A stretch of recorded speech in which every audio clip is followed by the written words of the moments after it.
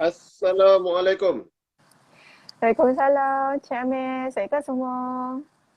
Ya, dengar saya jelas. Okey, jelas. Okey, kita Gambar berkata dulu. gambar pun okey. InsyaAllah. Okey, cantik. Al-Fatihah. A'udzubillahi minasyaitonir rajim. Bismillahirrahmanirrahim.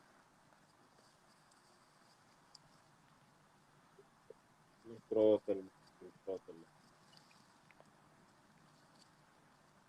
Jadi Alhamdulillah, terima kasih. Dan kita sedar tak sedar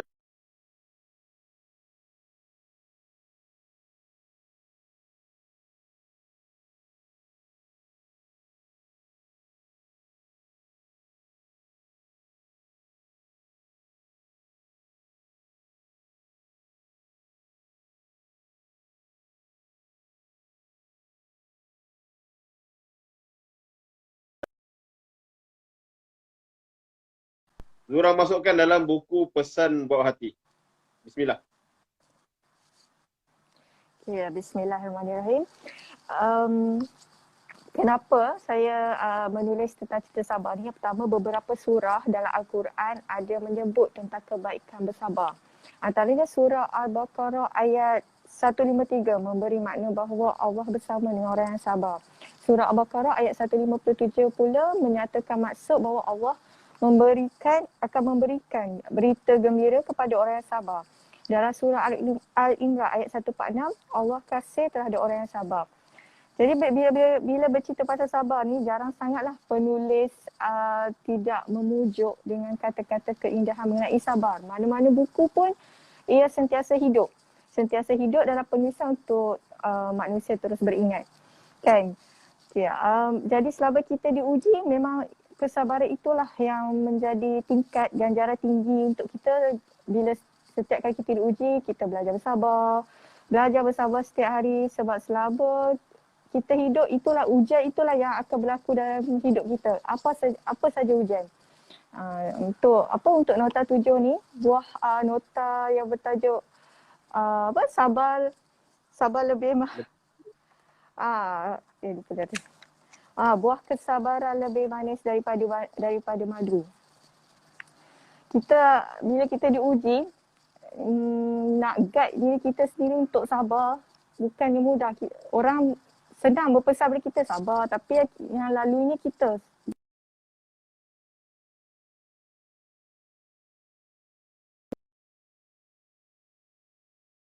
usahaan, kan, dikecewakan dalam keadaan sedih, bimbang melampau-lampau. Nak melatih sangka baik pun kadang kita rasa macam ada je orang kata terganggu dengan dengan sangkaan-sangkaan yang kita cuba untuk bersangka baik sesuatu perkara tu, tapi bila kita diuji lagi dan lagi, kita rasa macam benda tu orang kata macam apa yang kita sangka yang bukan-bukan tu sebenarnya betul, padahal kita diajar supaya bersangka baik. Tapi bila makin kita diuji, benda yang buat kita sedih tu yang makin bertipu-tipu datang. Kan? Kita makin sangka baik, kita petikai kenapa bila dah mula bersangka baik, masih lagi orang kata ujian tu datang lagi. Jadi apa-apa je orang kata kepahitan, keperitan, kesakitan, kelukaan, sabar ni akan membawa kita ke jalan yang lebih orang kata ayat dia, patah hati adalah cara Tuhan menyelamatkan kita dari jalan yang salah dan menemukan kita dengan jalan yang tepat. Dengan kesabaran kita, dengan kesungguhan kita berdoa dan keyakinan kita bahawa Allah akan tolong kita. Setuju. Okey Zura. Amir. Menjadi yang penyabar ni, dia sebenarnya bukan satu benda mudah lah macam Zura cakap.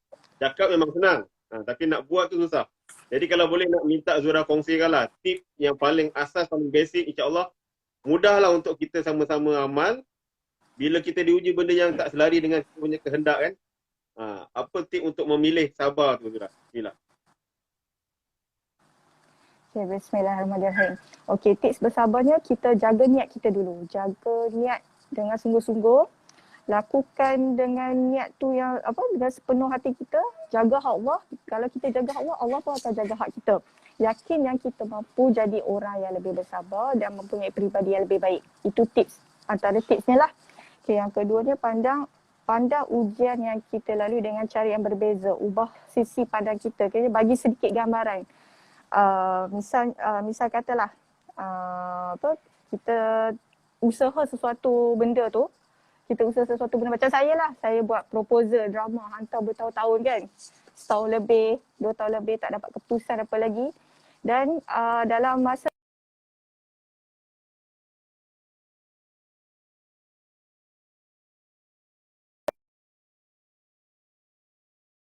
tu kita ubahlah sisi pada kita, ya Allah, buat kita turun, mungkin masa tu Allah nak kita fokuskan ke arah sudut lain dulu kan.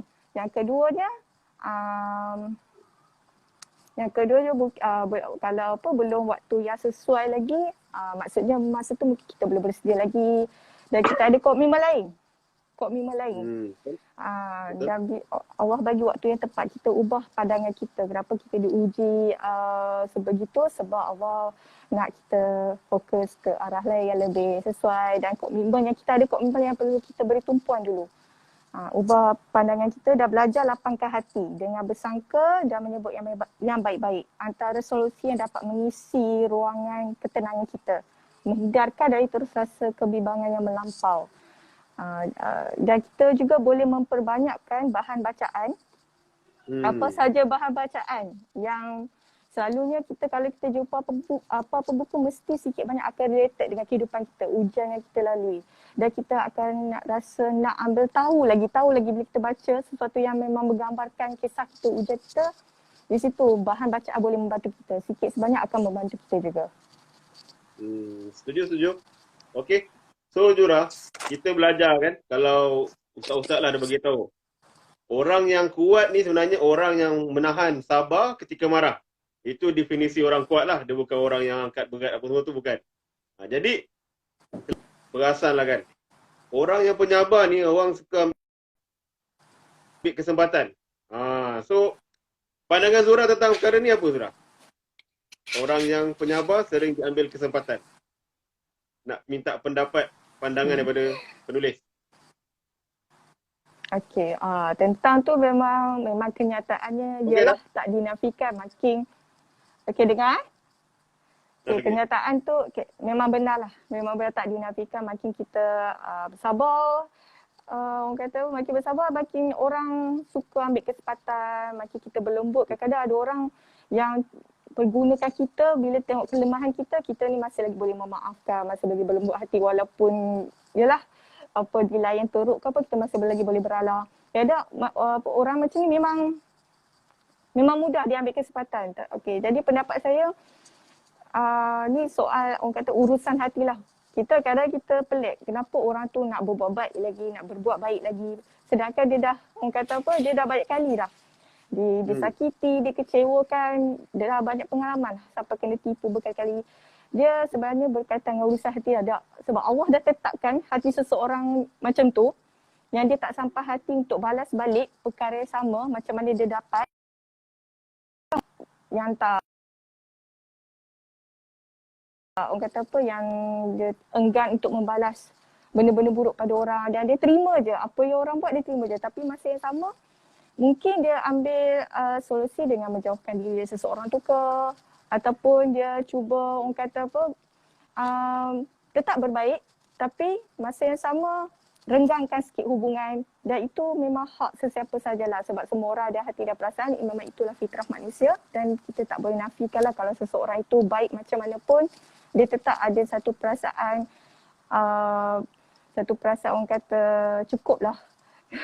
Orang kata penat dah nak kena hadap lagi situasi macam ni. Jadi kita kalau kita lah berada dalam situasi seseorang tu, sesiapa pula yang pernah buat kita, satu je kita fikir biar orang buat kita, jangan kita buat orang.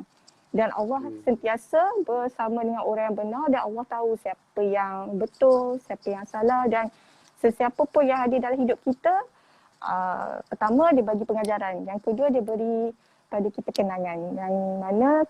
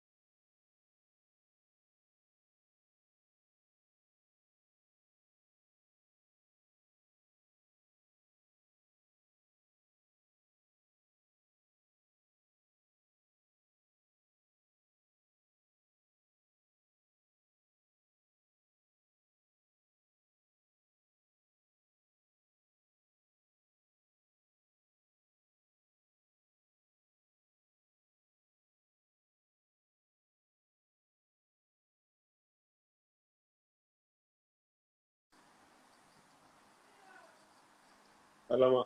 Sorry. Line saya problem sikit. tak apa. Tapi rasanya dah untuk soalan tadi kan. Jadi kita punya Excel ni pun macam biasa kita buat sekejap. Jadi Zura kita terus pada penutup lah. Nak minta Zura petik kata-kata dalam bab nota ketujuh ni. Buat kita semua. Okey. Saya ambil petikan dari muka surat 163. Kesabaran kita dilatih dari peringkat demi peringkat. Kesakitan, kehilangan dan penderitaan. Orang yang sabar hatinya pasti bahagia, faham dan tenang. Jika harapan tergantung, tiada tertinggal satu perkabaran atau jawapan, kita ada Allah yang maha memberikan. Allah mampu mengubah daripada sesuatu yang tidak mungkin. Kata kita, ia akan menjadi dengan pasti oleh kekuasaan hebat Allah yang maha kaya. Kerana itulah ada janjinya berbunyi kun fayakun. Memetik kata-kata daripada Hasan Al-Basri, sabar adalah simpanan kekayaan di syurga. Allah memberikan anugerah ini khas untuk orang yang mulia di sisinya. Riwayat Tirmizi, seorang Muslim itu jika dia bergaul dengan manusia dan bersabar atas tindakan mereka yang menyakitkan adalah lebih baik daripada seorang Muslim yang tidak bergaul dengan manusia dan tidak bersabar atas tindakan mereka yang menyakitkan. Okey. Terima kasih banyak.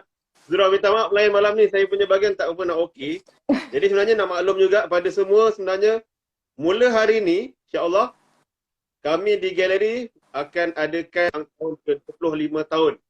Jadi nak tahu detail boleh pergi website kami lah. Jadi insya-Allah kita akan jumpa lagi untuk kapsul yang akan datang nota 8. Jangan paksa hati. Okey. Jadi sekian dulu daripada kami. InsyaAllah kita jumpa lagi Zura. Okey. Kita tangguh sesi kita malam ni dengan tasbih farah. Subhanallahi wa bihamdih. Subhanakallahumma wa bihamdika la ilaha illa anta astaghfiruka wa atubu ilaik. Subhana rabbika rabbil izzati amma yasifun. Wassalamun alal mursalin walhamdulillahi rabbil alamin. Assalamualaikum warahmatullahi taala wabarakatuh. Waalaikumsalam.